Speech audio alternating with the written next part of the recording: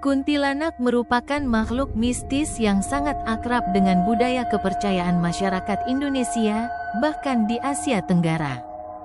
Dalam beberapa tayangan industri pertelevisian atau cerita yang berkembang di masyarakat, kuntilanak divisualisasikan sebagai makhluk jahat nan menyeramkan. Kuntilanak digambarkan sebagai sosok perempuan yang mengenakan pakaian panjang semacam jubah berwarna putih dengan rambut panjang terurai. Kekhasan lain dari makhluk yang dinamai kuntilanak ini adalah dari segi suara dan tertawanya yang dinilai menyeramkan. Akan tetapi, dalam beberapa tayangan serial film hantu di Indonesia, kuntilanak juga terkadang digambarkan menggunakan pakaian berwarna merah dan hitam. Pemberian warna lain dalam penggambaran kuntilanak semakin memberi kesan yang menyeramkan, seakan menyimpan misteri di balik pakaian tersebut. Namun, pernahkah terpikir sebenarnya sejak kapan narasi-narasi dan penggambaran kisah kuntilanak ini mulai muncul dalam budaya masyarakat Indonesia? Kuntilanak pertama muncul di kalangan masyarakat Pontianak, Kalimantan Barat. Dikisahkan bahwa hantu kuntilanak muncul ketika adanya upaya mendirikan sebuah kota. Di antara pertemuan dua sungai, yaitu Sungai Kapuas dan Sungai Landak pada 1771. Adanya upaya pendirian kota di lokasi tersebut oleh masyarakat yang dipimpin oleh Sultan Syarif Abdurrahim, disebabkan sungai tersebut tonggak penting jalur transportasi. Karena alasan tersebut akhirnya dilakukan upaya pembangunan sebuah kota di wilayah tersebut karena letaknya yang strategis.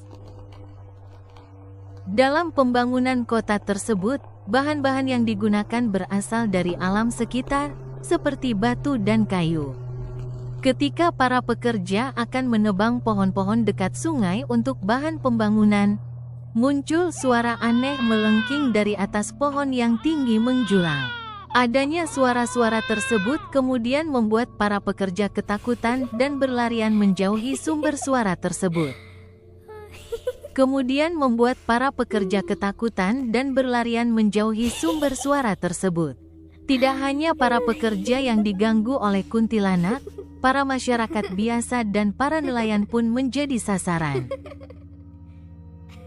Gangguan dari kuntilanak. Rumor-rumor tentang adanya hantu kuntilanak yang kerap mengganggu pekerja dan orang-orang yang sedang berlayar di sungai, kemudian sampai ke telinga Sultan Syarif Abdurrahim. Kemudian, Sultan Syarif Abdurrahim bersama pengikutnya memutuskan untuk mengusir kuntilanak karena dianggap sebagai roh jahat yang mengganggu masyarakat.